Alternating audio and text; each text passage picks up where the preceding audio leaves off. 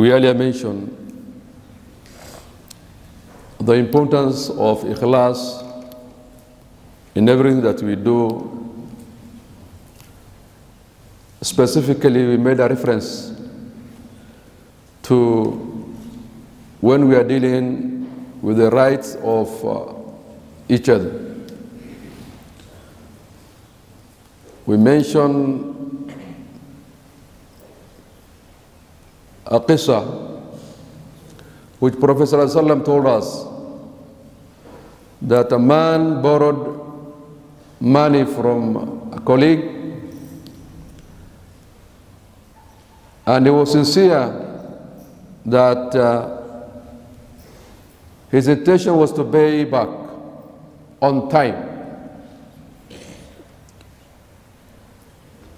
But for reasons that we mentioned therein, he couldn't manage to pay on that particular day because of the distance, and he could not get the means to travel.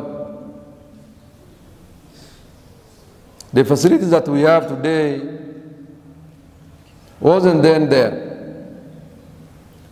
But Allah subhanahu wa ta'ala helped him to pay that debt on that same particular day. Rasulullah sallallahu alaihi wasallam says, "Man akhadha mal an-nas yuridu ada'ah adallahu min." Whoever takes and borrow money from others with an intention to repay back, Allah will help him to pay you back, to settle that debt with the charity, the goodwill that you have.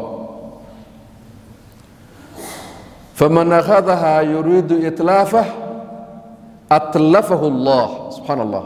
But if from the word go your intention wasn't to repay back, and you never strive to do so, he says, أَتْلَفَهُ اللَّهُ Allah will destroy such person. Destroy what? All of your affairs. So, atlafahullah, that is a very serious consequence.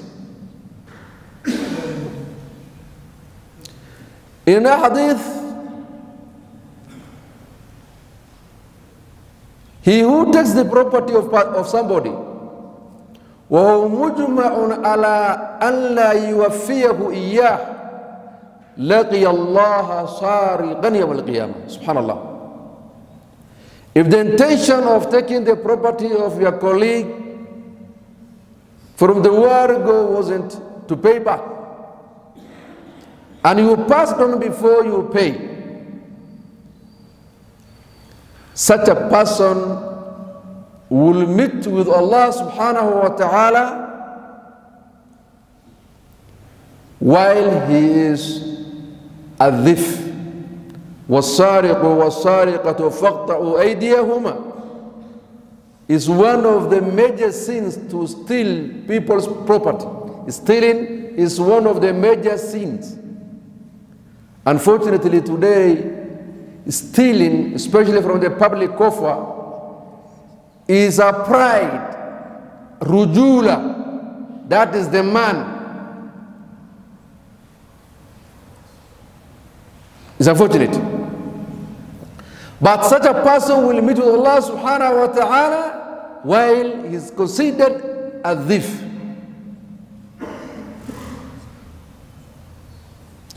Now the hukm in this world, before you reach there, Rasulullah sallallahu alaihi wasallam says, مَطْلُ الْغَنِيِّ ظُلْمٌ مَطْلُ الْغَنِيِّ ظُلْمٌ. If you have ability to pay, to settle people's debt, and you don't,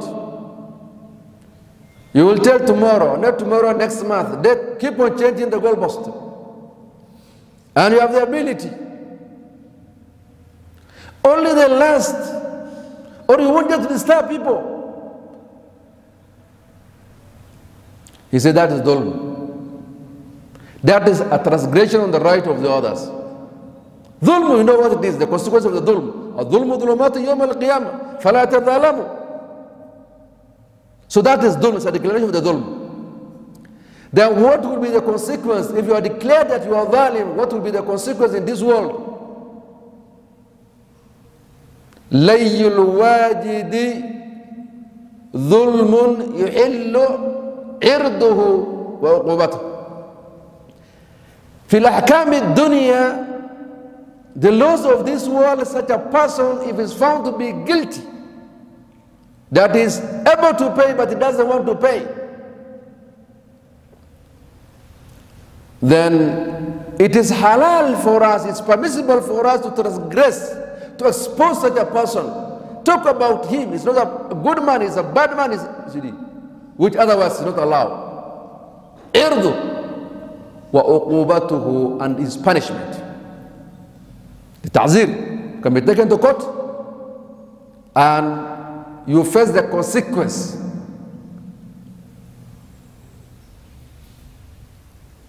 This is hakam al-dunya. But when we die, what will happen?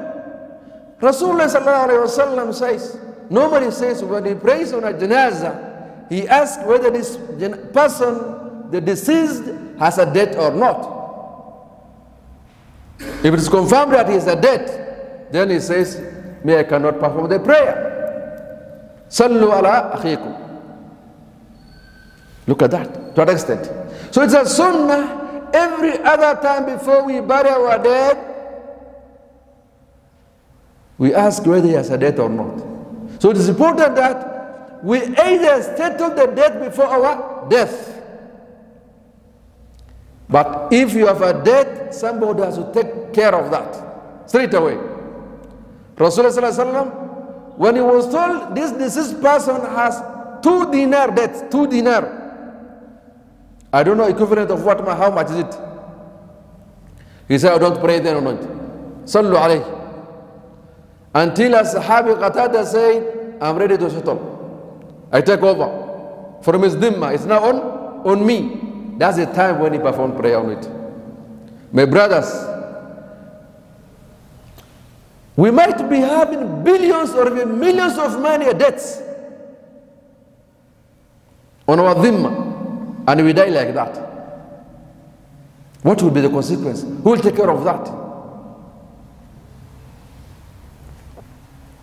Mujahid fi sabilillah, the person who is martyred in the cause of Allah subhanahu wa ta'ala, is one of the greatest deeds that you die and you go to paradise straight away. With these conditions, a man said, أَرَأَيْتَ إِن قُتِلْتُ فِي سَبِيلِ اللَّهِ أَأَدْخُلُ الْجَنَّةِ.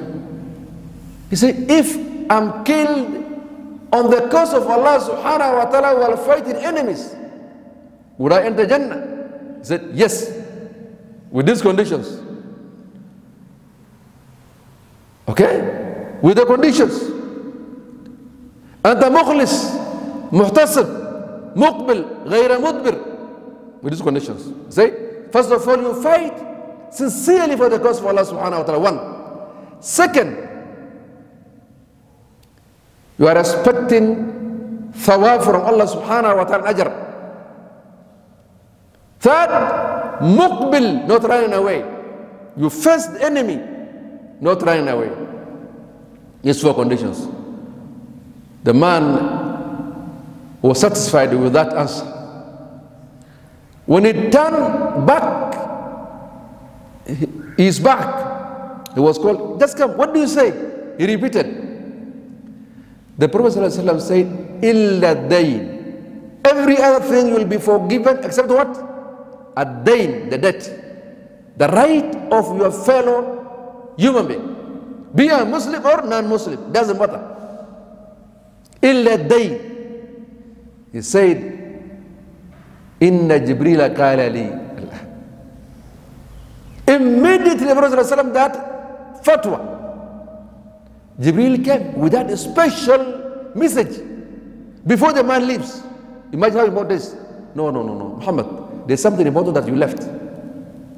Right of your fellow brothers Be a Muslim or a Muslim would not be forgiven, even if you die in that cause.